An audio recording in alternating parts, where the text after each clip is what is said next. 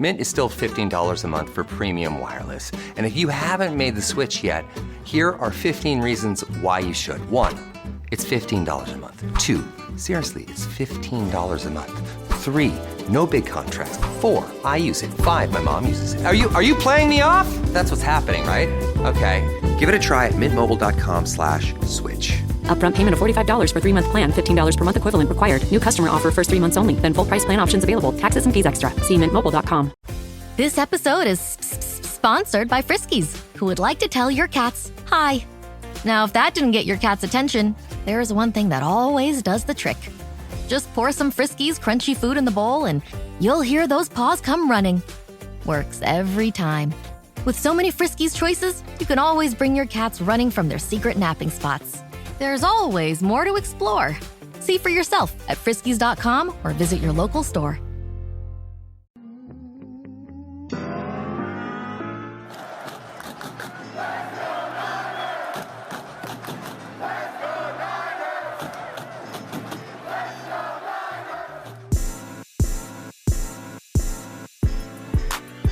Welcome into 49ers Access. My name is Sterling Bennett. In what once was a Week 3 victory Monday has now turned into a devastating loss for the San Francisco 49ers, as we have now learned star edge rusher and former defensive player of the year, Nick Bosa, will miss the remainder of the 2025 NFL season after suffering a season-ending ACL tear to his right knee. And all I can say, Dre, is why does this keep happening to the San Francisco 49ers, and how can they try to salvage what is left of this year? So many injuries, so much pain. We are reacting to it here. Put your comments in the YouTube chat. We will get to every single one of them. Dre, how you doing? Are you as depressed as I am right now after the Nick Bosa news? Yeah, this is depressing. I mean, I'm like ready to cry. This is like the worst possible news we could have ever gotten. I'm wearing sunglasses just to hide the emotion coming out of my eyes right now. This is horrible. I cannot believe this happened. Yeah. He was literally high-stepping on the sidelines. He left the fucking locker room with an ace bandage wrapped around his leg, and I thought, hey, that's great. Boy, was I wrong. Yeah. And now what do we do? This is just, all I can say is this. This is probably the most devastating news we could have gotten outside of Brock Purdy out for the year. Which we've already lived through. George Kittle being out for the first 4 weeks or 5 weeks because of IR. Purdy has missed the last 2 games because of somewhat of a turf toe variant he has. And now you lose Nick Bosa, and it felt like the entire year, the offseason, training camp, preseason, and now San Francisco kept avoiding the big one. They kept avoiding the season-ending loss, and they kind of kept escaping missing one of their best players, and now they have been hit by the big one. And it's funny you bring up the actions of Nick Bosa on the sideline, because he looks up to the stands, assumingly at his parents in the booth up there in the suite, gives them the thumbs down. Yeah. And my assumption was, okay, he's walking on the knee still. He leaves the facility without crutches. It's just a leg sleeve. Kyle Shanahan says the initial diagnosis from the testing of the doctors and the team was that it wasn't an ACL injury. And he clarified and said, we can't rule that out, but it doesn't seem like that's the case. And now, less than 12 hours later, your star edge rusher is done for the season. So either your doctors suck, don't know what they're doing, and Shanahan didn't even talk to Nick Bosa before he left the building. And all the signs pointed towards this not being the case, this not being Nick Bosa out for the year for a second time with the San Francisco 49ers. It is his 3rd time, and this is crazy to think about this. Every 5 years, 2015 as a senior in high school, partially torn right ACL. 2020 with San Francisco, torn left ACL against the New York Jets, and then 5 years later in 2025, a clean tear of the right ACL. The timelines are kind of muddied with this. Now that we have more testing, the real question becomes, how does San Francisco adjust with the defensive line and their defense? But let's live in the now and kind of just soak in this depressing moment of San Francisco's 3-0 without Brock Purdy, without George Kittle, without Ayuk and Demarcus Robinson. And at a moment when we finally felt like we were getting healthy, that the offense was finally going to get back to 100% against the Jaguars or the Rams or against the Buccaneers. In a 3 weeks time span, we're back. San Francisco's back to now of we are kind of re-questioning how far this team can go without Nick Bosa, Dre. I mean, Bobo's over here saying we should trade Nick Bosa in the other. Who's going to trade for him? He's hurt. Yeah. I mean, if there is You're a not silver trading Nick Bosa. No, if there is a silver lining to any of this, is that he can't demand a pay raise. Yeah. Although I would rather him be able to demand a pay raise, which would mean that he had a stellar season. And he was on his way to having a stellar season. Right. And he led the league in pressures, Sterling. Think about those first 2 weeks. The first game against Seattle, San Francisco does not win that game without a Nick Bosa strip sack against Sam Darnold. Bosa won San Francisco that game on the road in Seattle. Week 2 against the Saints, Bryce Huff does it, but the drive before that, Nick Bosa gets the sack. He was, if not one of the most impactful defensive players through 2 weeks of the NFL season. And what seemed like kind of a chip play, kind of a nonchalant, oh, my leg hurts, it gave out. Maybe it's a sprain, maybe some sort of whatever it could be, not an ACL tear. Okay, Nick's out for one game. We can survive. San Francisco's 3-0 to now you are down your best defensive player, not named Fred Warner. And your life gets a heck of a lot harder with Nick Bosa off the field. Like, this team had gone from, in some people's eyes, a 12-win team, NFC West winning team, to now you're questioning, are they a wild card team still? Are they a team that maybe because they don't have a finish on the edge isn't going to make the playoffs as a whole?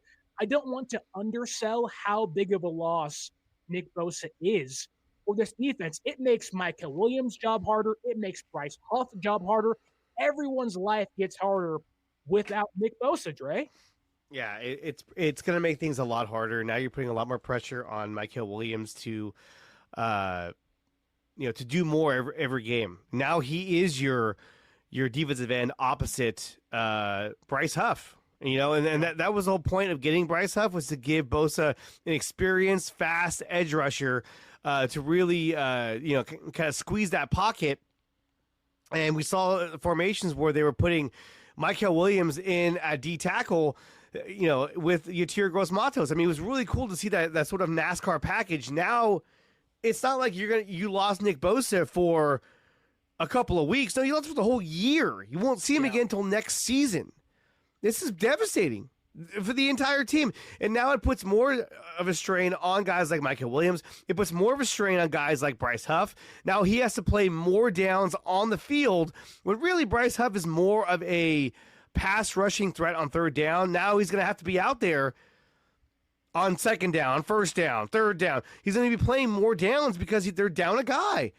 Now, look,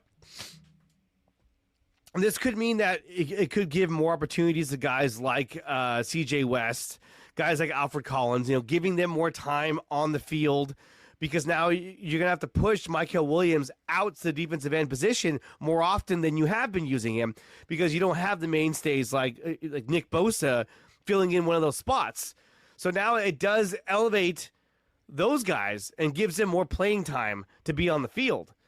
But damn, Sterling, this is absolutely the worst news we could have heard outside of Brock Purdy after the season. Well, I think about kind of a zoomed out approach. Go ahead. Well, I was going to say, actually, no, this is worse than Brock Purdy after the season, because if they told us that Brock Purdy's after the season, at least we have Mac Jones. I mean, yeah. Now, how far can Mac take you? I don't know, but he's won you 2 games. According to some, he could take us all the way to the Super Bowl. He's already banged up.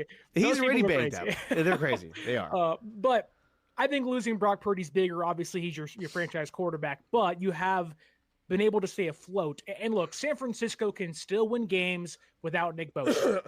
Just like they've won games without George Kittle and Brock Purdy. It just gets so much harder. And when you zoom out, like, I kid you not, San Francisco had the perfect build for a defensive line. Nick Bosa on one end, Michael on the other, Jordan Elliott playing great football on the interior, Alfred Collins, West mix in, Kalia Davis playing great out of his mind through 3 weeks. Then you have Bryce Huff off the edge on third downs. Michael moves inside. They had the perfect defensive line. Yetur Gross-Matos on the inside. All of that was perfect.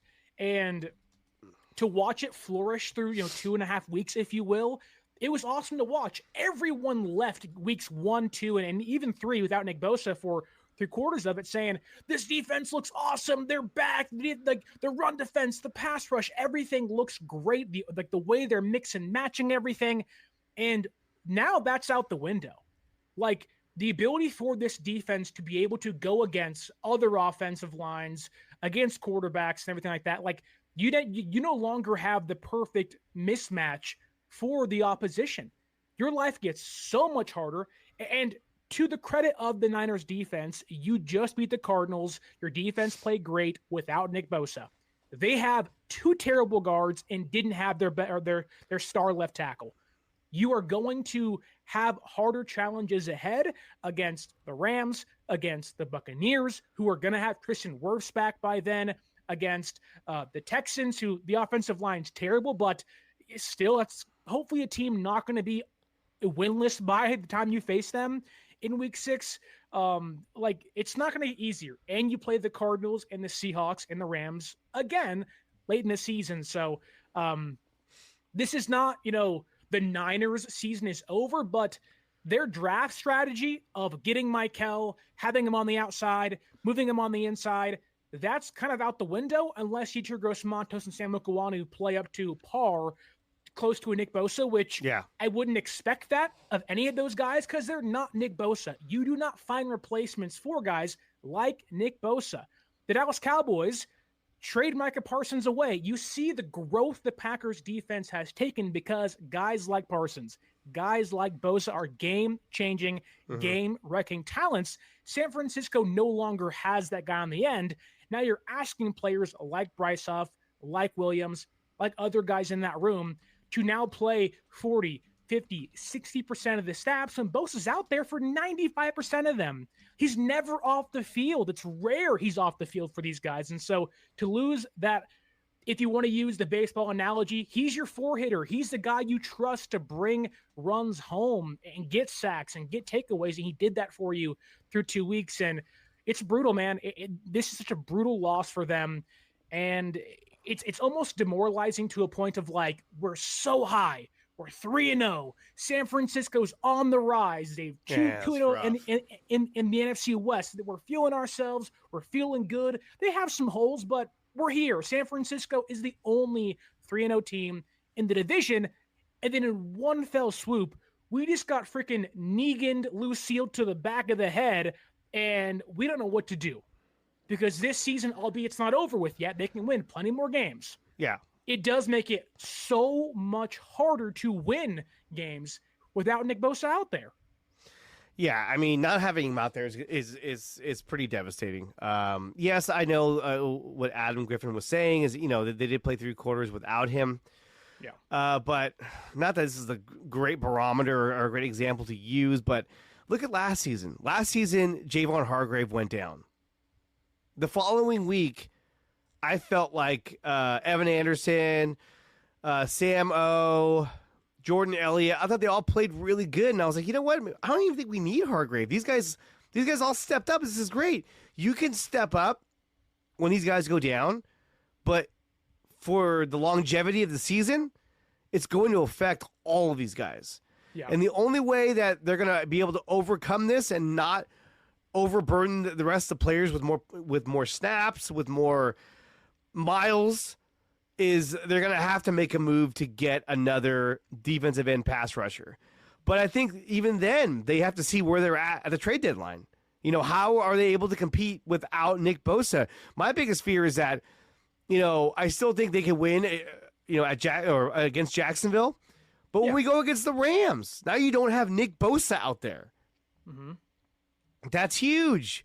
And who replaces Nick Bosa on the active roster? Do you recall Robert Beal? Robert Beal Jr. maybe? Oh, barf. So that's probably a good point to ask because you brought up trade deadline stuff. And we know San Francisco, they already traded for Bryce Huff. Nick Bosa's contract is guaranteed next year for $22 million. Like, you can't really afford to add somebody that's of a big contract to the roster this year. Now, obviously, some teams can eat money and whatever, but, this comes down to San Francisco. They want to carry over as much cap space as they can to continue to pay guys and absorb Brock Purdy's contract, George Kittle's contract, Fred Warner's contract, Nick Bosa's contract, Christian McCaffrey's contract, all these contracts. Like, you can't afford to go trade for, I've seen in the comments here, Trey Hendrickson or Max Crosby. Those guys aren't coming. They don't just come over for free. Like, and do you want to risk having to trade away first-round picks, second-round picks? Now, third-round picks are different because you get compensation picks back, but, like, San Francisco is not in a place to trade for or trade away, first day 1, day 2 picks. You can't do that. You can't do this at all. Like, San Francisco, maybe they monitor how bad the Jets play and try to get Robert Saleh guys back in the room, but are the Jets, who are retooling and rebuilding, wanting to trade away their guys when they're a new regime in there? I don't think so. And obviously, we are 3 weeks into the season. A lot can change. A ton can change. Guys can get hurt. Matthew Stafford could go down, and it's Jimmy Garoppolo for the Rams. Like, other teams will have injuries to their roster. CeeDee Lamb is currently hurt with a high ankle sprain. It happens, right? The difference is that the Niners are not in a position, because of the aging roster, the 11 draft picks they just made, they're not trading for a star at the trade deadline. They're going to do what they did in 2021, bargain bin hunt, maybe try to find a Charles Omenihu type guy that can play the outside for you and give you some impact. Maybe you poach a bad team's edge rusher, but again, you're early into the season. You have to hope you can get to week 8, week 9 and see where you're at. Where, while I do think San Francisco can beat the Jacksonville Jaguars, there's no promise they beat the Rams. There never was, even when fully healthy. There's no promise they beat the Buccaneers. There's no promise of that, even when they're fully healthy. Now, the Texans are bad, but my assumption is they'll get better as the year goes on. They can't be winless forever, right? That's a pretty good team overall, bad offensive line, mind you, but still, there's a real chance you walk into week 6, week 7, week 8, and you're around 500 now.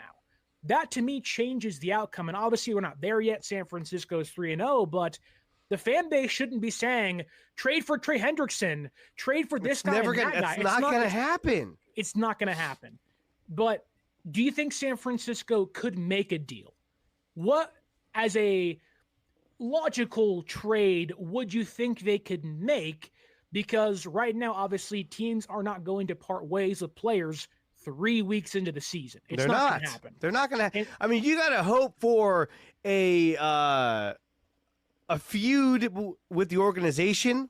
Yeah. Like if Hendrickson was like, I don't want to be here, get me out of here. But even then, you're still gonna have to give up a king's ransom to get these guys. No, I don't think they're gonna make a move. I really don't. I mean they might, but I think what they're gonna do is say, okay, Michael, you're the defensive end, and I think that, who do they promote? They got Sam O on the edge with Bryce Huff and Michael Williams. They could promote Robert Beal. They could bring up Evan Anderson and kind of give more depth to the interior. But right now, it's like when you look at the guys who are free agents, let's say you're looking at the free agent market. I just saw an image somebody posted. You're looking at DeMarcus Walker, 30 years old. John Kaminsky, 29 years old. Shaq Barrett. Yeah. We've all heard of Shaq Barrett. He's about to be 33 years old. He was in the booth in Tampa Bay with the dudes that were retired. He's done. He's not coming back. He's done. Oshag Hennessy. No, Oshine Zymes. Well, I don't fucking know. Carl Lawson, Janarius Robinson, Alex Barrett. I mean, these are these guys going to make the difference of Nick Bosa? No. You're not replacing Nick Bosa. You can't. You cannot replace. If you said, well, we got to make a move. Yeah. Okay, you're not getting Micah Parsons.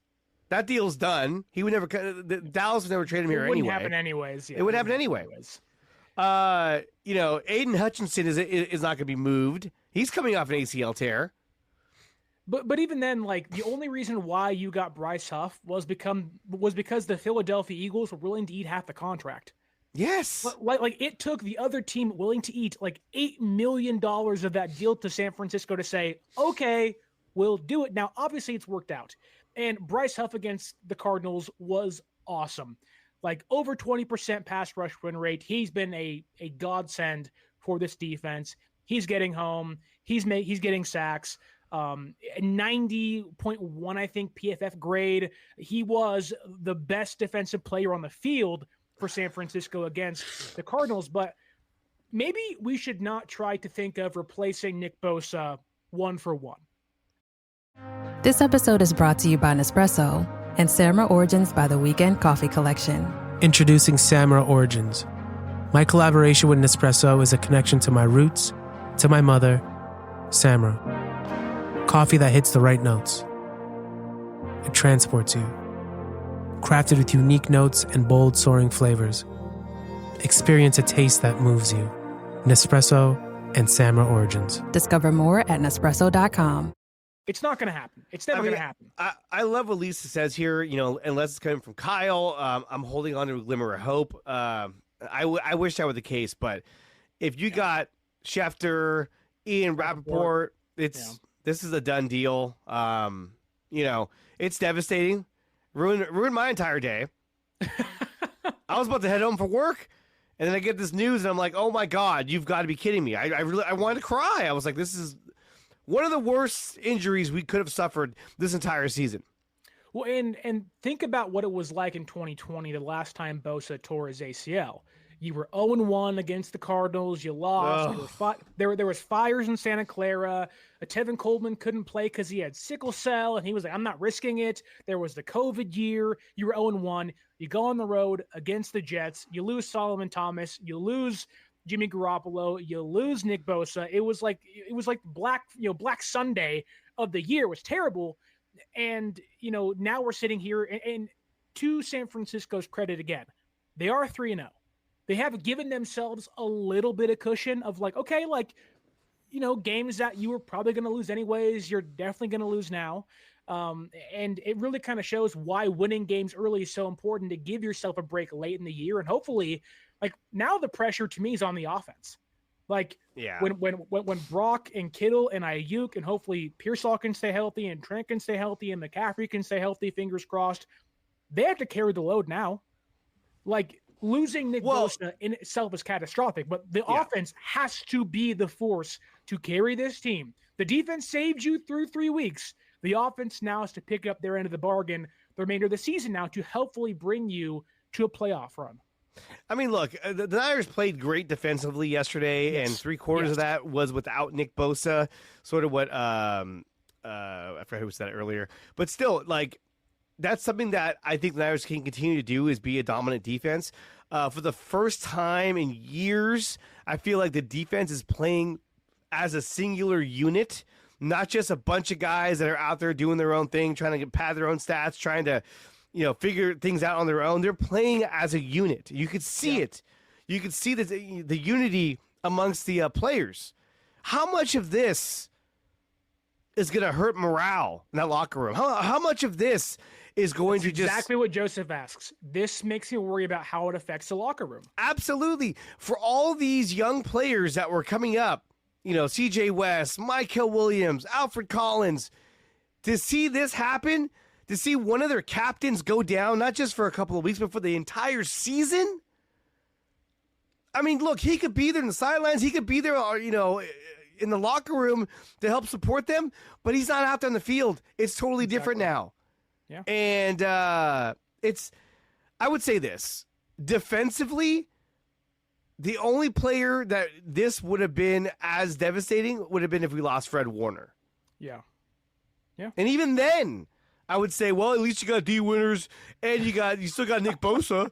But now you don't have Nick Bosa. And he was on a fucking tear. He was having a marvelous season. I will say, and I'm not sure if you caught it, but did you hear what Trent Williams said after the game when hearing about Nick Bosa? He obviously didn't know what the injury was exactly, but did you hear what he said? What did he say? Remind me, because I listened to him and McCaffrey talk. The exact word he used, it was one word, buzzkill. And yeah, he did say that. When you hear that, when you hear your offensive captain who really had, Bosa was there in 19, Trent got there in 2020. The battles they've had in camp, the growth they've had together, Trent has gotten better since being in San Francisco because of Nick Bosa. Bosa's gotten better because of Trent being in San Francisco. And to hear one of your captains, who obviously has been through so much himself, he was hurt last year because of the ankle injury, and the way they battled, this team has lost 2 Super Bowls with Nick Bosa on the field, walking off in defeat. And, to go through that and then how last year ended up for this team, so many injuries they've had, it's really disheartening. And now you're hearing Trent, who I'm sure like the team feels like, game-winning field goal against the Cardinals. We don't win that game last year. We're 3-0. We're riding high. Michael's playing great football. Bryce Huff's playing great football. The young defensive players are playing great football. Upton Stout, an amazing pass breakup against Zay Jones to get you the football back. D. Winters was awesome. They're playing a collectively great football on defense. The offense is kind of playing their part, albeit they can't run the football just yet, but they're getting healthier in the upcoming weeks, and they're feeling good. Like, we're about to go on a run, kind of good. Like, that's where they were at. Like, maybe Jacksonville, we can beat the Rams on the road. We can do that. I think they still can beat the Rams, but this is just going to be much harder. Not having the guy that everyone has their attention on the defensive line, who draws double teams, who does so much for you, in stopping the run, sets the edge. He's your leading pass rusher. He was leading the league in pass rushing percentage. He was at like 95.5% and something like that, something crazy like that. This is pretty devastating. Well, and I think, going back to how do you replace Nick Bosa? Because you can't replace Nick Bosa. You can't do it 1-for-1. No. And there was somebody in the YouTube chat that brought up, I think, an actually pretty nice trade target for them. It's Jalen Phillips out of Miami. I don't hate that.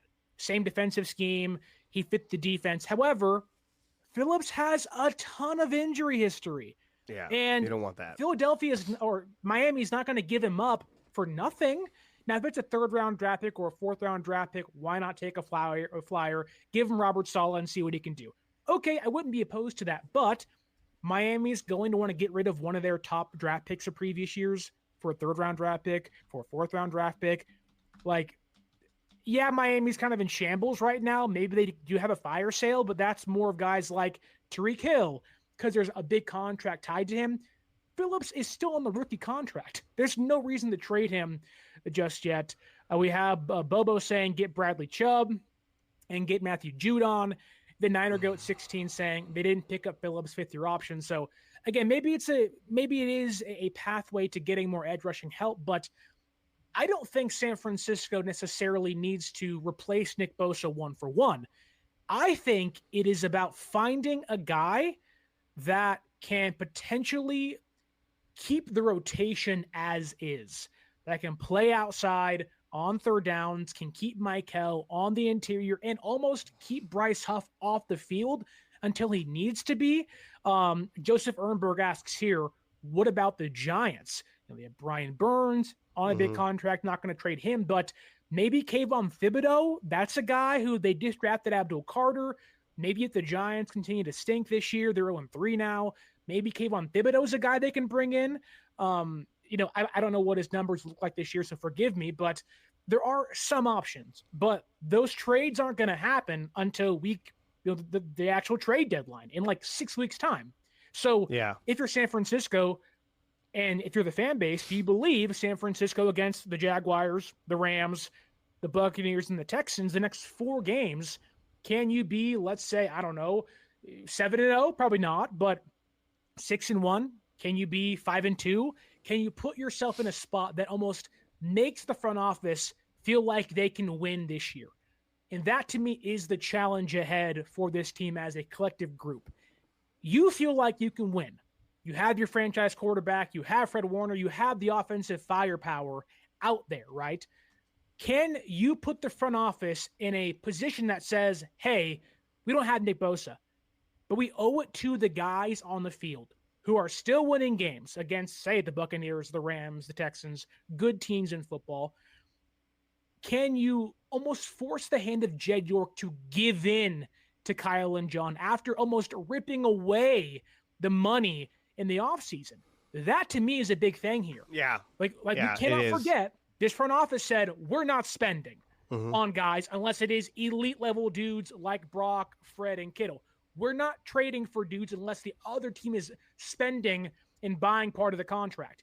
Can this team now, if you believe they're contenders, force the hand of the front office to give in and go against what they were trying to do and accomplish during the offseason and peel back the curtain on the spending? Dre, what do you think about that? Can they do that? I think that if they're successful in the next 6 weeks and they win a lot of their games, I think they can convince them, like, hey, we got a shot. Let's get a guy in here. But a lot can happen from then till now. I know Jalen Allen could be coming back. Again, he's just another dude with some skill. I mean, by getting another defensive end, you at least have the option of running the sort of NASCAR package. You got to have somebody else on the edge who's got speed. I don't know if Jalen Allen is that guy, but he could be. Also super undersized. He's very undersized, and there's a reason why he's not on the roster right now, and they had him. He'd be your 10th guy in the room, not your first guy. Exactly. And like Cleveland Farrell was out there. He just recently signed with the Chargers practice squad, but he's not really a pass rusher. He's a run defender who sets the edge.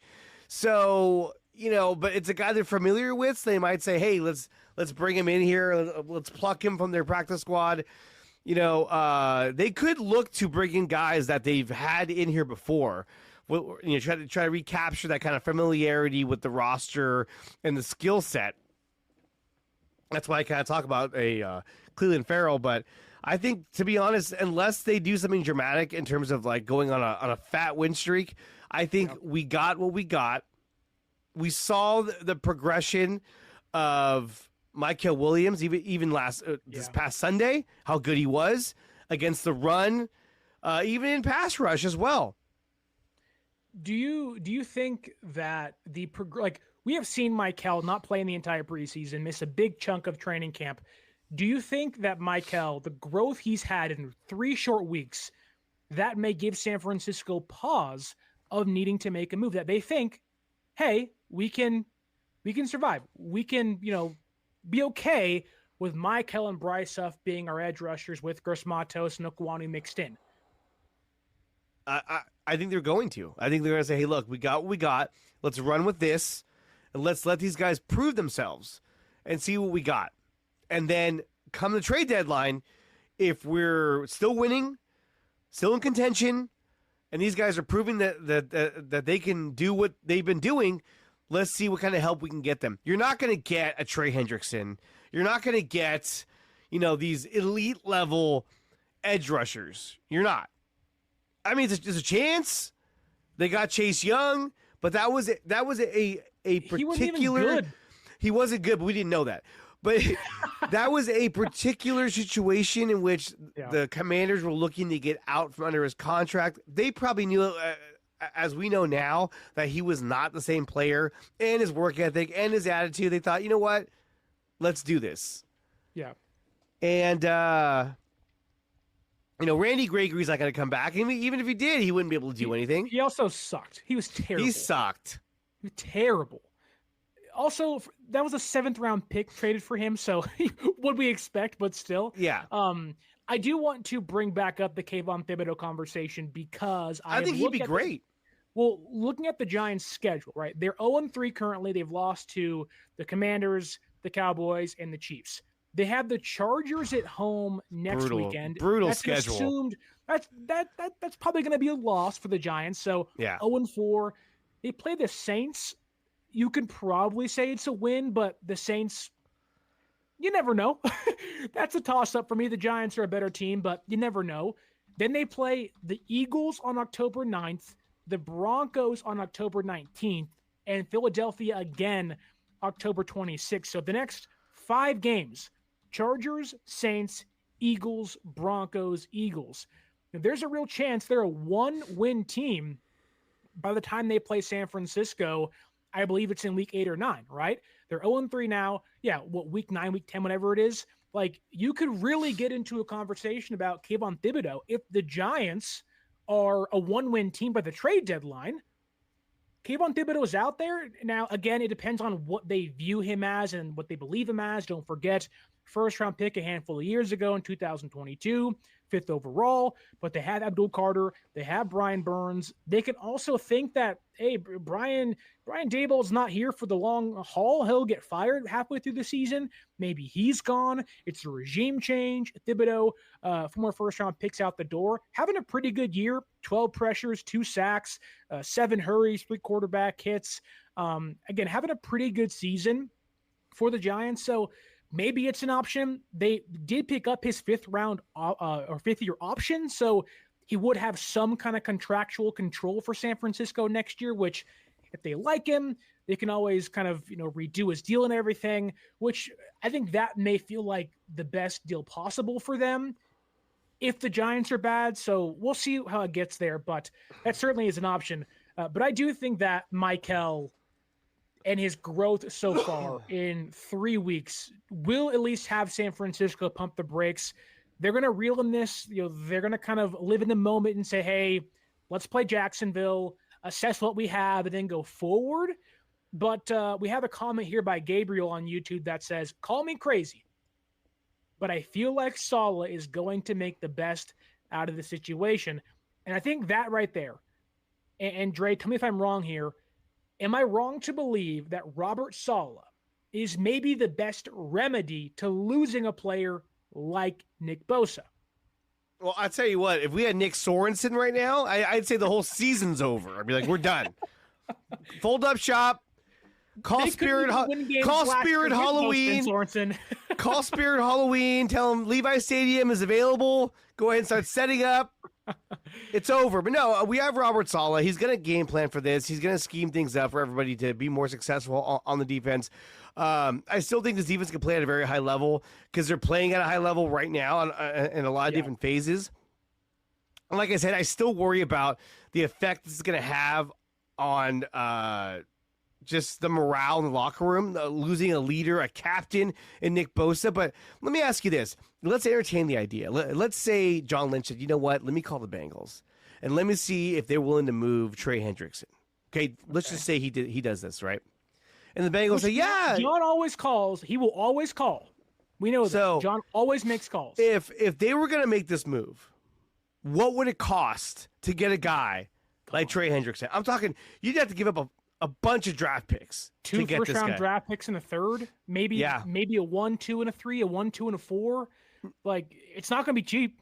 But here's the question you got to ask yourself: when you start considering a trade like this, right? Because any of us would say, yeah, that would work. I would just do it because Hendrickson, he just signed a new contract, so he'd be great.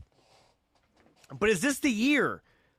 Would you say, let's make this move because this is the year that we go all in? We could be in the Super Bowl. I don't know if this is that year.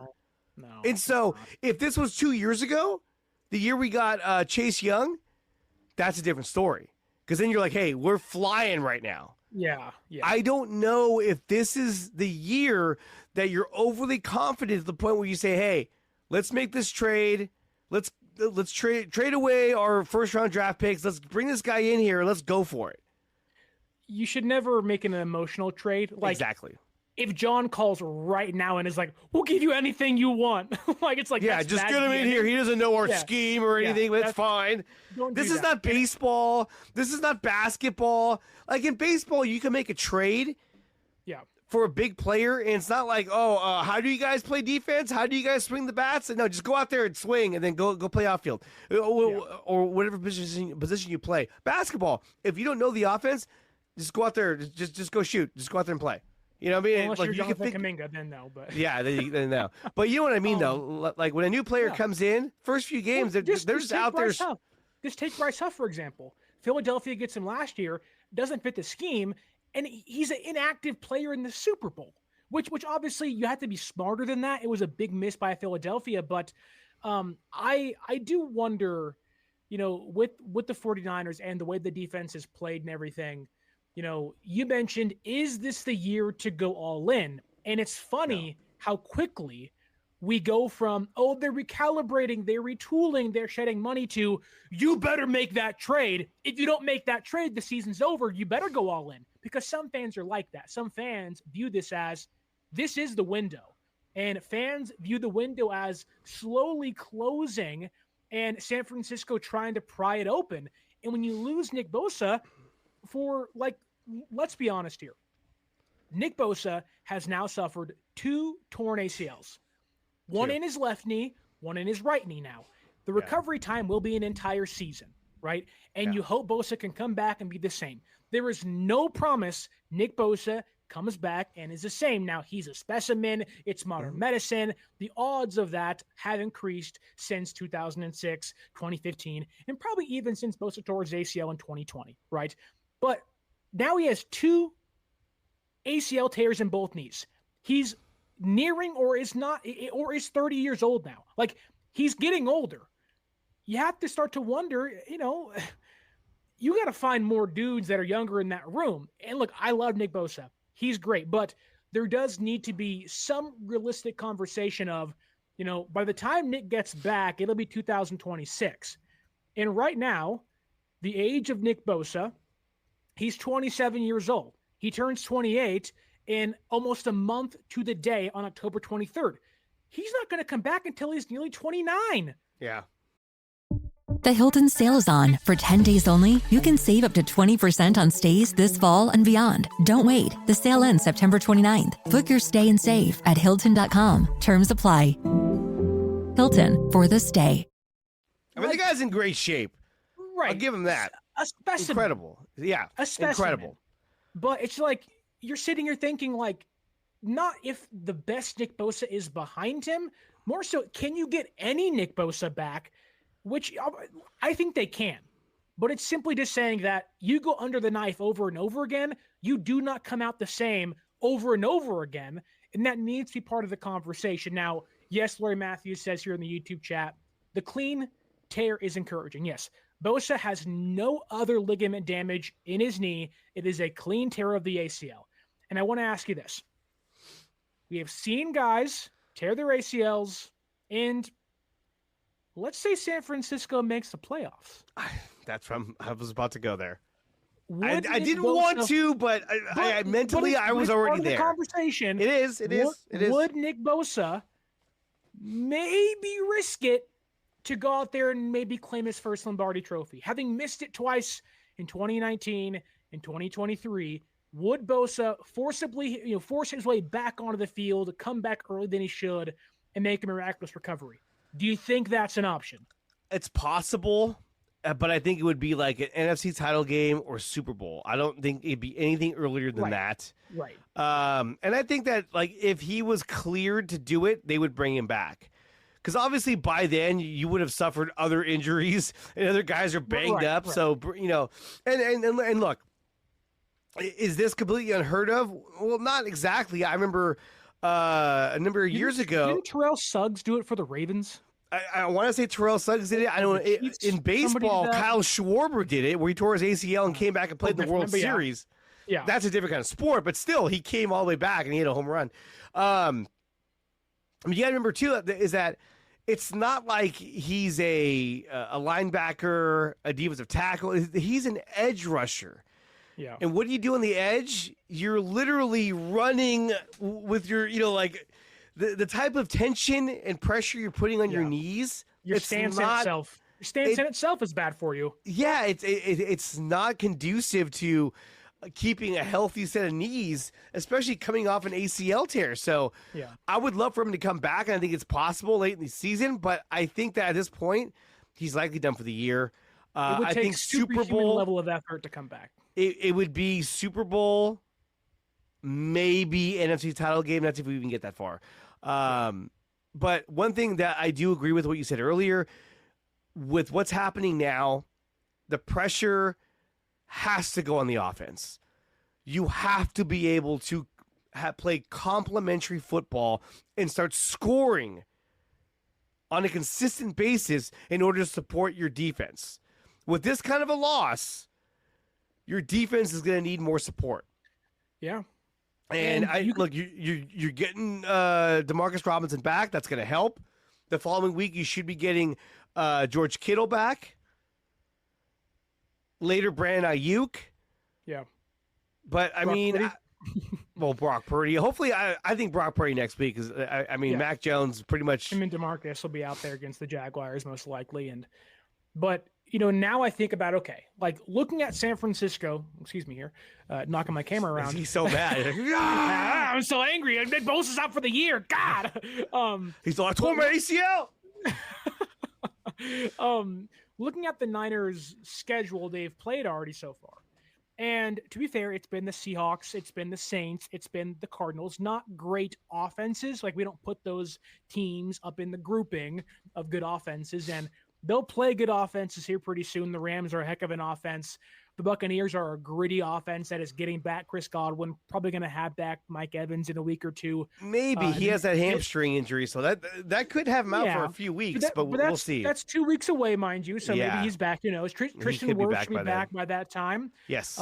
You'll play the Rams again later. You'll play some better offenses as the year goes on. I mean, heck, even that Colts game against Daniel Jones doesn't feel like a guaranteed win anymore because he's playing lights out. But the Niners have held opposing offenses to 13 points, 21 points, and 15 points. The Jaguars, I think they can hold to under 20, but now we go from, can you hold opposing offenses to 18 to 20 to, you may have to, limit do you think the Niners offense in itself, can they score 26 points a game? Because you're going to give up more points without Nick Bosa. The odds are you're giving up 20, 24 points, 23 points a game now.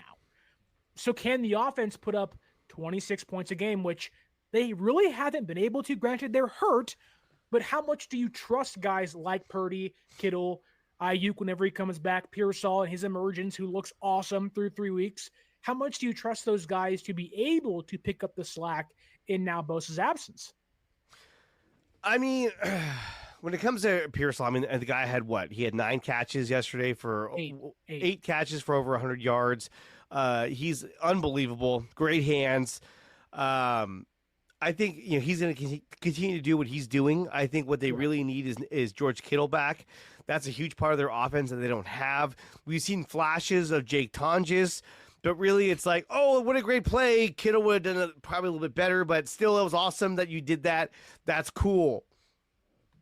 And so getting him back is going to help. Brandon Ayuk is going to help as well. But it's going to take Ayuk at least a few weeks to get back into the rhythm of things. The guy hasn't played in over a year. But I think having 2 man beaters in Ayuk and Pearsall is going to help a lot. Yeah. Yes, Jog Young is injured right now. We don't want him back. I would rather have an injured Nick Bosa than bring Jog Young back. With the arm reach. Ugh. Yeah, did we not see the effort against the Lions in the playoff game where he's just like, the guy's right behind me, I'm going to jog. No, tackle, run. Larry, it's your name. Larry called that out. He asked that question to Kyle Shanahan. He's like, is that the mentality of your defense? No. He's like, no, it's not the mentality. No. Then all of a sudden, it started a chain reaction of events where all of a sudden Wilkes was like, hey, by the way, that's not how we like to do things around here. And it was just like, oh, my God, what have you done? But I'm glad he brought it up. But still, it's just the Niners defense is already really, really good. They lost probably their best defensive player outside of Fred Warner. But luckily, they had a lot of depth at the defensive line position. Last year, when Hargrave went down, he was already a disappointment, and then shit just got worse after that because you were already thin at the defensive line. You even had Leonard Floyd, who's also a thin guy, so you were thin all the way around. Yeah. This year is a little different, and this is what makes the acquisition of Bryce Huff so important. Imagine if we didn't have Bryce Huff. Yeah, but do you think his numbers are going to go down now? Like, yes, I do. If he's out there for, let's say first, second, and third down, obviously they'll try to mix guys in. My assumption is you'll see much more Samuel Kawanu. Yes. And he'll take Bosa's spot on the starting lineup to kind of move Huff in and out. But Huff's stats are probably going to go down, which, okay, like you can't expect Huff to have a 20 pass rush win rate every single weekend. It's not going to happen. But right now Huff is in that like top 15, 10 group of edge rushing pass rushers. So they have to find a way to get him just out on third downs or only on what they believe are pass rushing downs in themselves. And, we're talking about, how to replace Bosa and everything and kind of the whole thing, kind of a zoomed out perspective of, Bosa himself and the defense and everything. And while Huff played great against the Cardinals, Michael played out of his mind against the Cardinals. Yeah. Awesome. The run defense was tremendous without Nick Bosa. That should not be taken away from this. The Cardinals' offensive line is not good. Didn't have their left tackle. Their two guards are bad. Like, there's reasons for that. They haven't ran the football all year long. Now, again, they had 22 pressures. That's awesome. But going back to Nick Bosa specifically here, a group of this fan base has really come to the point where they think Bosa is overrated. They think that he's often injured, that the contract is a waste of money, that he's not in the grouping of, let's say, Myles Garrett or a TJ Watt or other defensive player of the year winners in previous seasons. This probably gives them more firepower now.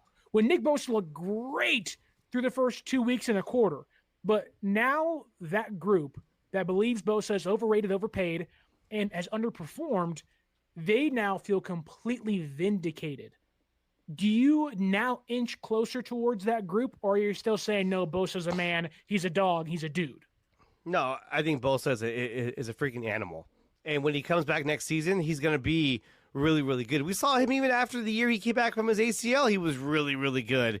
Yeah. So, look, this gives him more time. This sounds. I hate saying this. This gives him more time to heal and to get healthy for next season. And if he came back at the end of the year in the playoffs, that'd be fucking amazing. But I don't think that's going to happen. He's being paid too much money to risk any kind of injury to come back, unless it's an extreme circumstance. But no, I don't. My opinion has not wavered on Nick Bosa. Even last season, when you had heads out there saying he's overrated, he's overpaid, he's not producing like he did in 2019. Look, he is a factor every single down he is out there. He is accounted for every single down he is out there. When he lines up on either edge, the offensive line and the blocking, the tight ends, they're all looking at, where is Nick Bosa? How do we stop him? They double team him all the time. That's why it opens up things for Bryce Huff, for Michael. Because Bosa's taking up double teams. Right. And what happened? Last season, he played the most snaps he's ever played in his career. And we saw towards the end of the year, he was tired. He was worn out.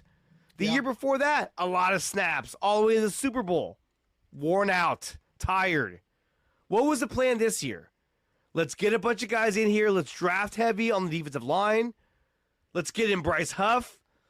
Let's give Bosa, it's not only let's give the new guys, the young guys, mentors to work from. Yeah. Rotational pieces. But let's give Nick Bosa a chance to take some plays off because we have added depth to our defensive line. Well, now that concept's out the window because he's gone. Well, I just think about it from the perspective of, like, they were setting up Bosa to have a monster season. Because you have Michael, you have some more guys in the room, you bring Saleh back, you have Bryce Huff. Like, the way they're freeing up space for Bosa to get home, which showed itself in the first 2 weeks, like San Francisco was like they drafted and they went in the offseason and said, hey, we got to get Bosa open. We have to give him more space to maneuver and really get him out there and hopefully get some more sacks and bring guys home. And knowing that's not going to come to fruition now, obviously Michael will be here for the next 4+ years if he's good. And hopefully, Saleh can stay. But like the thought of, Nick Bosa back with Robert Saleh and this defensive line, what could it be? Not to quote Kanye West, but it's like, I guess we'll never know. We'll never know. Like, because we don't even know if Saleh will be here next year. He probably won't. He'll probably leave. Exactly. Like, and to get that little taste of it, of like, oh man, like, what could that look like for 18 weeks? We'll never know now unless they run it back, which isn't out of the question, but the odds are not very high of that. I also want to bring this up because you mentioned, Bosa. Well, I wanted to ask you, do you think he's overrated? Do you think that this is a guy that is paid too much money, is not contributing the way he used to contribute? No, I mean, come on. Like, you were talking about a guy that had 21 sacks in a season, that has had double-digit sacks every year, has been healthy. Obviously, last year was a bad season as a whole, and you can get into the whole playoff thing. But once playoff comes, because San Francisco, whether it's 2023 or 2022, they have not had the defensive line to, have the offensive line occupy the other edge rusher with two guys. Mm-hmm. That's why the reason why Bosa popped early in his career was because it was Armstead and Buckner and Ford and all DJ Jones, all these guys to absorb double teams. They were just running through offensive lines. It was beautiful. They were just like and let Bosa beat dudes one-on-one. And in subsequent seasons, they haven't really had that. That's why this year was like, he finally has dudes that can beat guys 1v1 and make and not let the opposing offensive line just focus on him the entire time. That's what happened last year, right? And even then, like, go to the stat book. Like, the box score says Bosa, rookie season, 14 sacks, 2021. And this is a big note here. And why I do want to give some fans hope. The last time Nick Bosa tore his ACL, he came back with the freaking vengeance. He had 21 sacks in 2021. He had 88 total pressures. He was a monster. He ended up winning Defensive Player of the Year. So maybe there is a hope for if they can maybe bring back Robert Saleh, maybe something else or someone else comes in and is of equal footing to that. Bosa comes back and is just incredible. Now, it's a big ask, obviously, to be Defensive Player of the Year again, but there is some of that hope at the end of the tunnel. Right. But it is at the cost of this season. However, I mean, he was doing that already. I felt like he was already on pace for a Defensive Player of the Year nomination. The way he was playing and the amount of pressures he was getting on the quarterback. We saw what he did in week 1. He basically won the game for the Niners. And look, here's my thing. Obviously, look, you listen to who you want to listen to. It's fine. But anyone who's telling you that this guy's overrated, this guy's overpaid, any of that jargon doesn't know what they're talking about. This guy is a factor. For example, Nick Bosa through 2 weeks, let's not count the 7 snaps he played on Sunday against the Cardinals yesterday. Through 2 games, 10 pressures, he had 2 sacks. He was on pace for 135 pressures. 135 pressures. Wow. And 30 sacks. Now, obviously, those numbers are going to come down. You're going to play better offensive linemen, but Bosa was on track for his best season ever with the San Francisco 49ers through, again, 2 weeks, which isn't a big sample size. So, like, it really, like, that's why it hurts, because you get a small glimpse of what this defense could be with Nick Bosa and how big of a loss it is.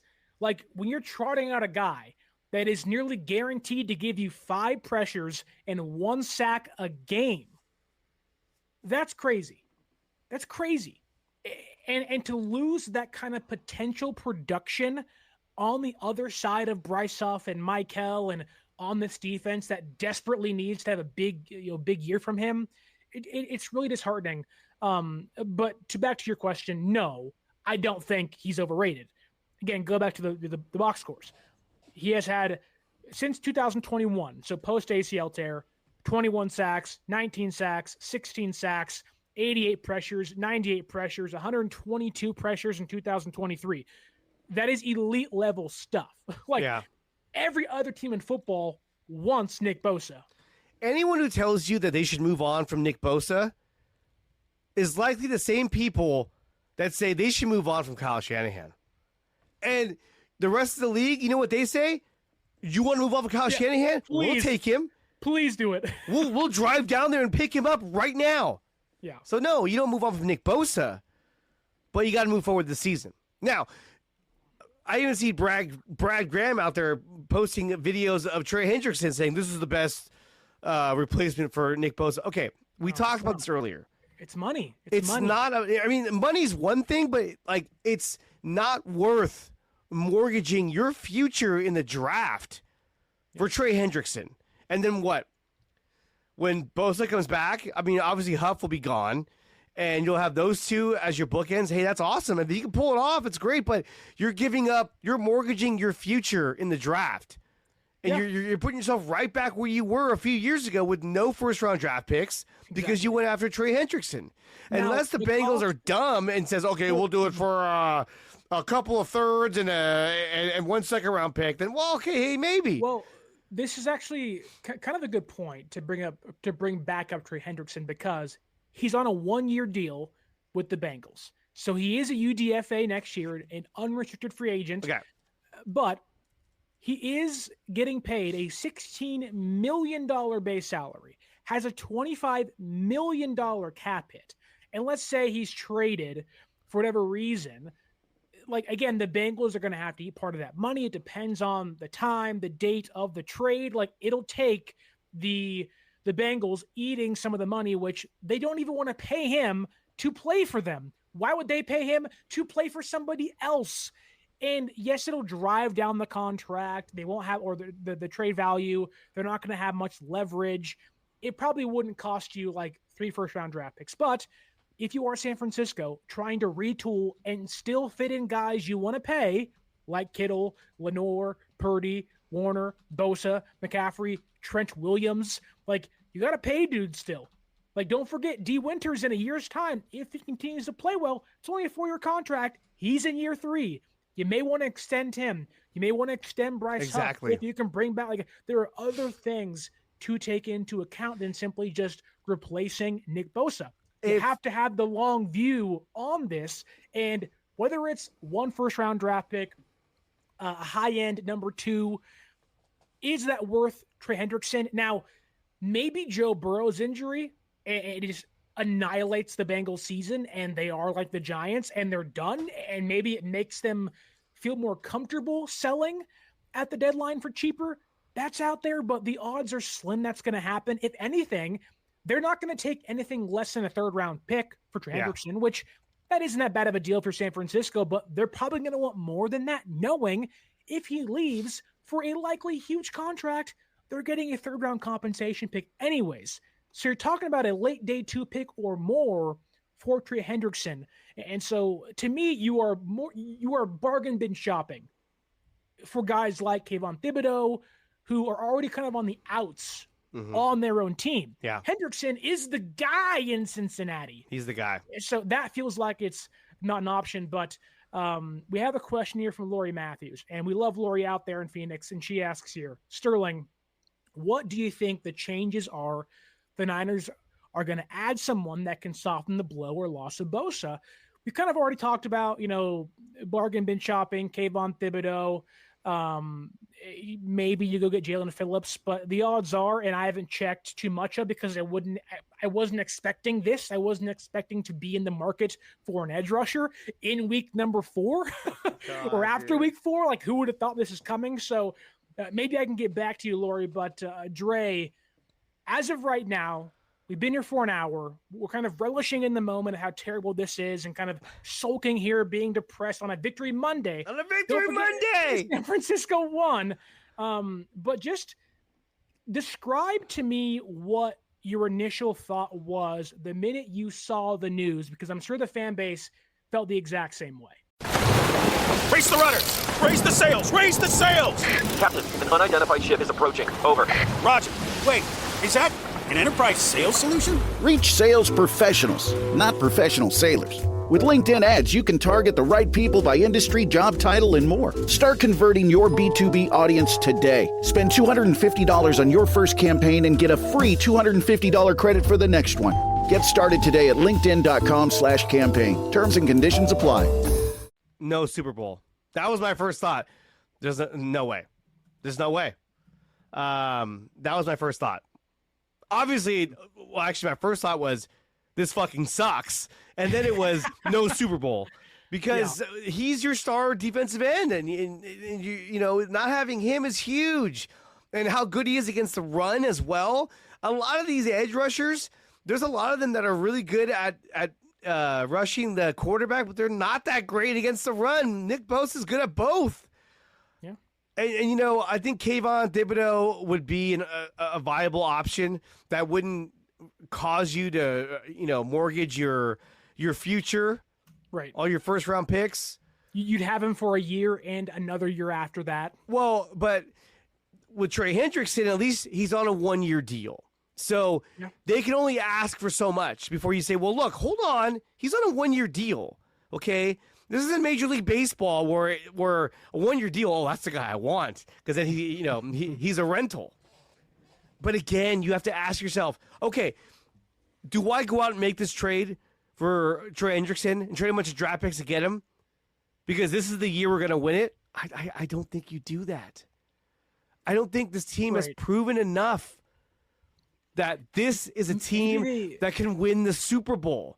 Do I think they can win it? Yeah, I do. But as an ownership, as a part of management, you have to assess, is this team capable of winning a Super Bowl this year? Because if you trade for Hendrickson, you only got him for 1 year. And that makes you believe that the front office thinks they can.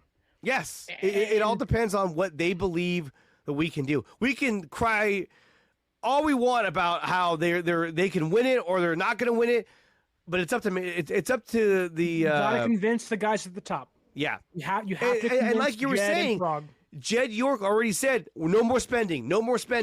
But yet we're going to go out and get Trey Hendrickson, and absorb his fat contract for 1 year. And if you did that, go ahead. But if you did that, knowing that Nick Bosa was going to come back in 8 to 12 February. weeks. Then you're like, well, hey, you know, I mean, when he comes back, it will be even more devastating. No, he's out for the year. So you can wipe the idea of Nick Bosa being on this roster this season, because he's not. He's done. I found it kind of interesting that in the offseason, you can tell that Shanahan was a little bit demoralized of like, obviously we lost in the Super Bowl, had a bad year, and now there have been kind of restraints put on me as a head coach / GM, and you know, we have to kind of recalibrate our thinking, and that kind of bummed him out, not being able to be super aggressive on things. And so we've kind of already said this, but kind of going back to the main point of, you lose Bosa, it's up to the offense, and yes, the defense too, but it's up for Kyle and Brock and Kittle and Pearsall and McCaffrey and the offense to prove that they're worth going all in on.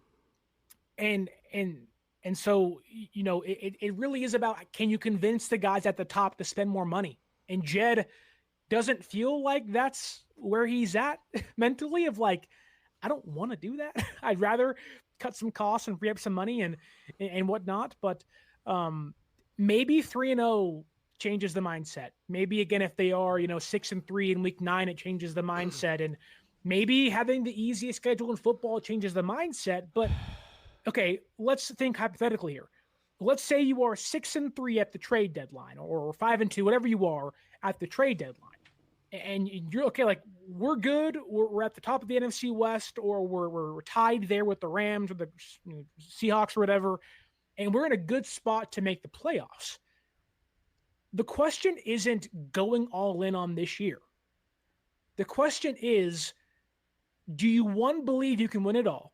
But two, are you okay mortgaging your future to do it? Yeah, And no. And it doesn't seem like San Francisco, with how they operated in the offseason, changes that. We have a great question, though, by Gabriel here. On the flip side of the conversation, does this make, and I'll even change this to a certain extent, does it lean San Francisco more to being a seller at the trade deadline? Do we see them maybe being more willing to move guys like Kittle, Christian McCaffrey, and et cetera? That would, again, depend on the record.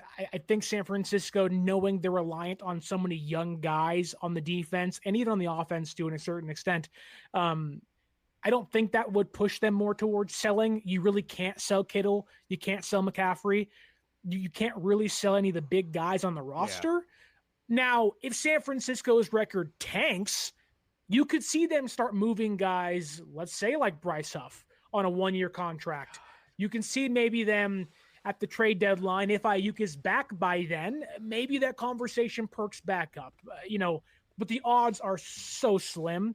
San Francisco will probably win against the Jaguars on Sunday. They're a better team than the Jaguars are.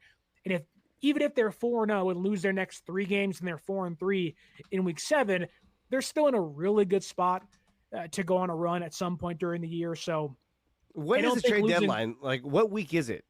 Do we know? I think it's week 10. I think they moved it back. Okay. The trade deadline day is Tuesday, November 5th. That's what it was last year. I'm assuming it's the same as this year too. So let's assume it is November 5th or the week after. I think it is week 10 of the NFL season, because that would be following, if those dates align, after the Giants game in week 10. So around week 10 going into week 11, I believe. Well, I mean, look, I'm seeing a list now of like Danielle Hunter. I don't see that. I mean, the Texans they paid him last year. Yeah, he's 31 years old. No, you don't. And Kayvon Thibodeau, I think, is probably the best option. Bradley Chubb, I could care less. Old, often injured. Yeah. He tore his ACL not too long ago as well. He tore it last year. Yeah. And so that's why for me, it's like, look, I think they're going to go to some familiar faces. They're going to see some of the guys that they've used before. Arden Key could come back from Tennessee. Arden Key. Amenahu, those kind of names. I mean, those kind of people, not them specifically, but those kind of guys. I think that's who they're going to try and target to bring back in here and to add some, not only some familiarity, but some familiar veteran leadership that they're going to be lacking without Nick Bosa being there every single day in practice. He may visit now and then, like, "Hey guys, I'm on fucking this sucks," but he's not on the field, so it has a different effect on the players. But again, is this the season in which the Niners are going to win the Super Bowl? I can't say yes or no for sure. So to me, likely never was going to be. And that's the thing too, is that this was supposed to be the year in which we develop these young players and we sneak up on the rest of the league with an easier schedule. Now you've lost Nick Bosa.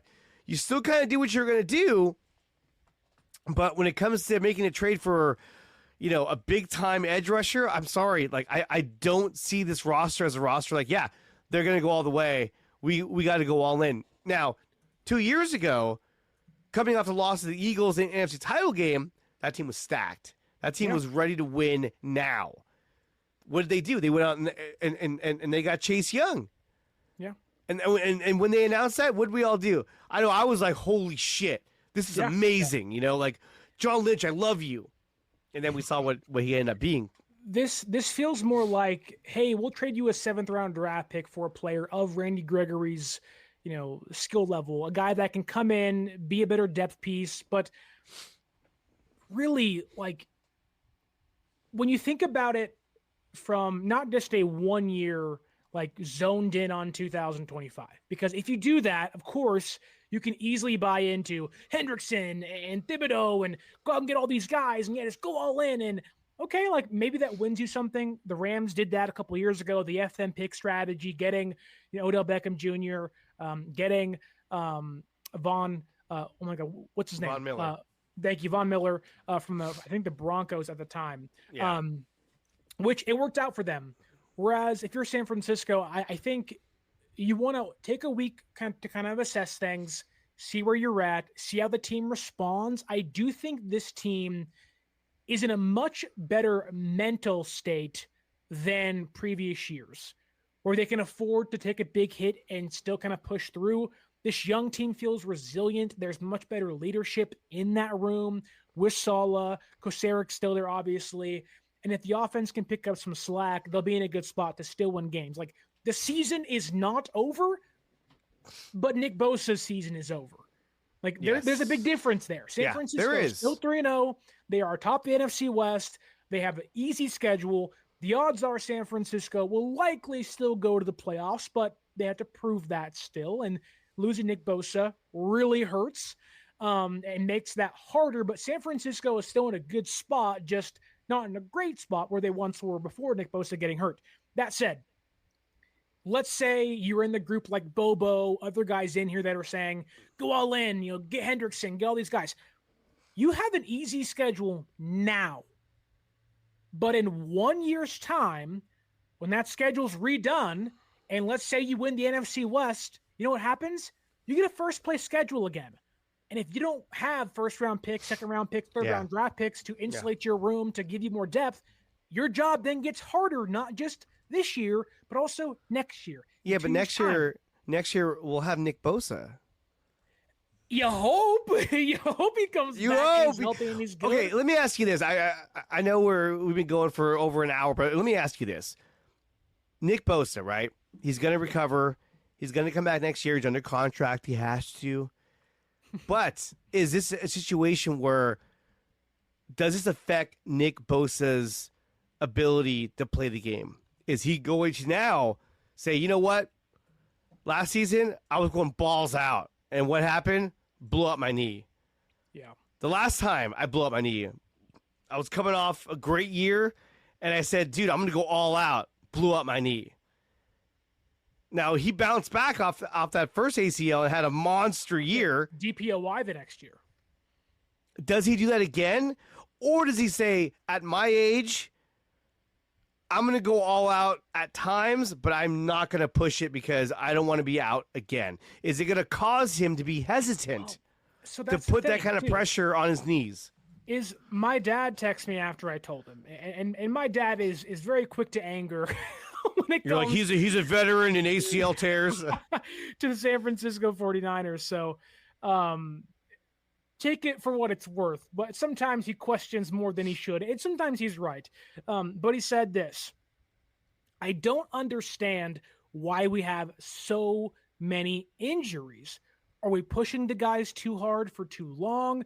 Doesn't seem like other teams have the sheer numbers of injuries that we do, which isn't exactly true, albeit the numbers look big because it's happening year after year after year. And San Francisco has been near the top of the injury list the last couple seasons. That said, I responded, and it kind of goes to what you're asking here of, maybe Nick Bosa takes plays off and takes time off. And he barely practiced in OTAs, or probably didn't practice at all. He didn't practice at all pretty much during training camp. It was 1 day off and 2 to 3 days off at a time. He didn't play the entire preseason. It wasn't like San Francisco didn't do everything they could to avoid this. Like, Nick Bosa was rarely on the field during training camp. This has nothing to do with strength and conditioning. It has nothing to do with the training staff. I know that people are posting pictures of the training staff and how they should be fired. This is just a freak accident that he took on 2 blockers, he planted awkwardly, and boom, that was it. And this isn't like a Gus Frerotte where he rammed his head into the wall and gave himself a concussion. This just happens. I mean, the first time it happened, like, he got rolled up on, and a bunch of dudes were laying around, on the ground. And he came out of there with a bad knee. This just happens. It's unfortunate. It's devastating. But at least with the progress that we've seen from Michael Williams, from Bryce Huff, from the young guys on our defensive line, We know that this team will continue to play strong. They're going to continue to have a good defense. We saw them have a good defense throughout the game against Arizona. So we just have to hope that they can continue to do so without Nick Bosa for the remainder of the season. Well, so we have a question here, or kind of a comment by Gabriel in the YouTube chat, and they say, Bosa's contract is going to get redone during the offseason. I believe his cap next year is well over $40 million. And I have it up here on overthecap.com. And in 2026, his cap number jumps from $20 million to $42 million. In 2027, it jumps to $52 million. And in 2028, it drops back down to $42 million. So, yes, the odds are that Nick Bosa's contract is going to get redone. Now, let me ask you this, though. Does this injury, because we talked about it when Micah Parsons got paid. Oh, yeah. Bosa's going to hold out. He's going to want a new deal. I remember that. Redo everything, which now in hindsight, it's like, yeah, what are we doing? Yeah. But do you think this makes Bosa reluctant to redo his deal now to help out San Francisco? Absolutely. I mean, look, it depends on what he feels is right. He might say, you know what, I'm out this season. I couldn't help my team. Let's do this because I want to make things right. Or he could say, fuck no. I want to make sure I'm getting all the money I'm going to get, because if this is a bigger problem, I want to make sure I'm taken care of. And look, we all know the Bosas want their money. They never shy away from money. Yeah. Never Look at Joey Bosa. He got a huge contract from the Buffalo Bills, and it was like, oh. He's healthy. He's healthy right now. He's healthy. I would take Joey Bosa on this defense. Imagine if they would have signed Joey Bosa, and then we lose Nick Bosa. Well, at least we got Joey. It's like, we got the other one. We got Uncle Joey. It just would have been like, oh, you're such the letdown Bosa of the two. Like you're just a shadow of your younger brother. But no, I don't think he's going to be willing to renegotiate his contract. I think he's going to leave it the way it is. He's out for the year. It's kind of like saying, hey, I know you got shot and you're down, but can you renegotiate your contract now to help us out? No, screw you guys. It's like you try to hit me when I'm down. It's like asking someone to sign the waiver after they got hurt. And you're if he was healthy and they said, hey, we want to renegotiate your contract, but this is where it's going to benefit you. And no, at this point, I don't think he wants to lose any money. He's already losing playing time. I don't think he wants to lose any money to go along do you think it does give San Francisco some leverage over him to say, hey, you didn't play for us last year. Your knee's messed up. Which, we hope it's healthy. Obviously, Nick Bosa, get back. We love Nick Bosa. This team is way worse without him. I think I speak for Dre and the entire fan base. We love Nick Bosa. In fact, I'm wearing the jersey right now. Bosa, please come back, man. You are awesome. You're elite. We are sad without you here. I can't believe this is really happening. It feels like it's a dream. I'm like, dude, this can't be real. We are plagued. We are plagued. But do you think this does give San Francisco some leverage over him to say, look, yeah, you're hurt, or you were hurt, and yeah, we get it. That does make you reluctant to redo your contract for us. But on our perspective, you were hurt. You may never be the same again. So we done you good. We'll give you more guaranteed money, but we want to lower your cap hit to give us room to maybe find you somebody else behind you in case you go down again. I just don't see it happening. I think it may come across in bad taste, and I just don't know if that's something that they're going to want to cross. They may have had those discussions already to some extent, but it'd be tough to say if they're going to approach him to restructure his contract coming off of an ACL tear, which was out of his control. This isn't like the Madison Bumgarner. I drove an ATV and I fucking crashed and jacked up my arm. My shoulder. Yeah, and I'm never the same ever again. This isn't like the Jeff Kent where he's like, I slipped washing my car. I really got into a motorcycle accident. This is something that just happens. And I think they're just going to stand pat. I think Nick's going to stand pat and say, hey, I'm just going to, I'll be back next season. And my contract's already set. I don't care how much it costs you guys, but this is what's going to happen. There's a chance he could renegotiate, but I just don't see it happening. Okay. This is the last thing we'll get into, and it's kind of a small thing, but in the grand scheme of things for San Francisco under the Kyle Shanahan and John Lynch regime, they have handed out so many big contracts. It happens when you're good, you give out big money to keep staying good. That's how things work in the National Football League. But now with Bosa having 2 torn ACLs, albeit only one of them coming after getting paid and one of them before getting paid in 2020, where on the spectrum of, let's say, the right-hand side is good contract, that is Fred Warner, that is George Kittle, so far that is Lenore's contract, and maybe somebody else is in there I'm forgetting, and the bad end is right now Ayuk's contract, albeit there hasn't been much proven there, just an injury. Then there is Deebo Samuel's contract, who was really only good for like half a season after he got paid. There's Dee Ford's contract. Where on the spectrum of Bosa do you fall in regards to good contract right now or bad contract for the San Francisco 49ers? I think it's a good contract. When you look at the guys who are signing these contracts right now, they're getting fat money. Yeah. So they're still saving money on a guy like Nick Bosa. He tore his ACL. Yeah, that sucks. But look, if he was on any other team, you could look at that team and say you'd be crazy to trade or give up on Nick Bosa, or to try and say that this deal is not going to work for you anymore. I think this is still a guy that has a ton of value. Obviously, we don't know what it'll be like when he comes back, but based on previous on past history, I think he'll be just fine. But yeah, no, I think this guy is worth every penny. And this just happens, man. I mean, the guy was tearing it up this season. And it happens. It happens to players every year.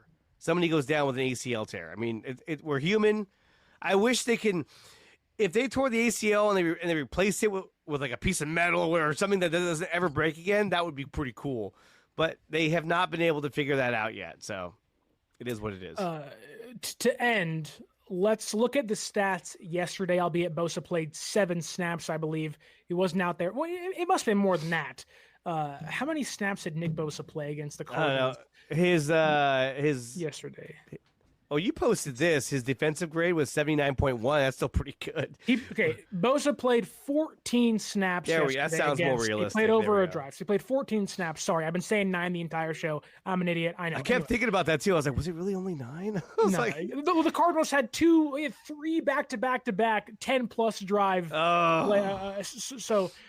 Anyways, this is via Kyle Posey of Niners Nation. He says this: the Niners' pressure rate in the 14 snaps Bosa was out there yesterday against the Cardinals, when he was on the field, was 45.5%. Nearly half of the snaps, so 7 or 6 of the snaps he was out there, they had a pressure on. That's incredible. Without Nick Bosa for 3 quarters, only a 28% pressure rate. Oh, my God. That is what you're looking at here. Yep. A team that has lost their best edge rusher, that the job, and we didn't even get into this, of Renardo Green, Lenore, Upton Stout, Jason Pinnock, Mustafa once he comes back, Marquis Siegel, all the talk of 2 rookies in the secondary, there's more pressure on them now too to perform. You can't get home, more time for quarterbacks, longer your coverage guys or your cornerbacks have to cover. It's a brutal loss for San Francisco. It makes everyone's life harder, more pressure on guys on the defensive line around him. It makes Warner and Winter's jobs harder. It makes the secondary's life harder. It makes the offensive job harder to go out there and put some more points on the board. This is an all-encompassing loss. This isn't like losing, Chase Lucas, who we love Chase Lucas, but he ain't Nick Bosa. It's not like losing Beal Jr. or Samuel Kawano. This is losing your best defensive lineman, your best edge rusher, your best pass rusher, one of your best run defenders. This as a whole makes the San Francisco 49ers a major worse team in so many facets. So big loss for San Francisco. We're all kind of soaking in this moment. We are here thinking, oh, we're 3-0, feeling good, beat the Cardinals. And now it's like, oh, here we go again. Hello, darkness, my old friend. It's just like, it really is. It really is. We can't escape this. We cannot escape the hell that is Niners and injuries and that disgustingly terrible dark cloud of a marriage they have seemingly made with the devil himself. This is horrible. But Dre, in this moment of sadness, tell the people out there where they can find your content. You can find me on YouTube at Dre Area Sports. Like, share, and subscribe. You can also follow me over on Facebook, Instagram, and on X, all of which are at Dre Area Sports. And you can find myself on X at 49ers_access. The Instagram is 49ers.access. Hopefully you guys can like, share. Go ahead, Dre. Go ahead. Just a quick update. The Bengals that everyone's been talking about because of Trey Hendrickson, just as a reminder, the Bengals are 2-1, and they're in first place. They are not sellers. Right now, a lot can change. That Vikings defense put a freaking hammering on Jake Browning. It was so bad. Anyways, you guys can hopefully subscribe, like, share, and subscribe to the YouTube channel and the audio podcasting platforms. Just now reached over 300 people live on YouTube and Facebook. You guys are great and awesome. Please comment down below your takeaways from Nick Bosa's injuries. Are you saying it's over? It is now Super Bowl and bust for San Francisco because the hopes are gone. They're never going to get there, at least in 2025. Or are you in the camp of, hey, Bosa's out, time to pivot, let's go all in somewhere else, whether it's Trey Hendrickson, whether it's Daniel Hunter, whether it's Kayvon Thibodeau? Who do you think San Francisco should trade for to replace Bosa? Or are you comfortable with Micah Williams, Bryce Huff, and Robert Saleh back there getting it done for your 49ers? And how much pressure do you think it adds onto the offense? Really, do you believe San Francisco can survive and win and even thrive without Nick Bosa? Comment down below, like, share, and subscribe. Thank you to every single person in the YouTube chat. Usually I'd say all your names, but there's a ton of you in there, so I'm not going to do that now. But thank you to every single one of you out there. Thank you so much, Dre. And as always, my name is Sterling Bennett. That's Dre Area Sports. And until next time, hopefully it's a happier moment, but stay faithful.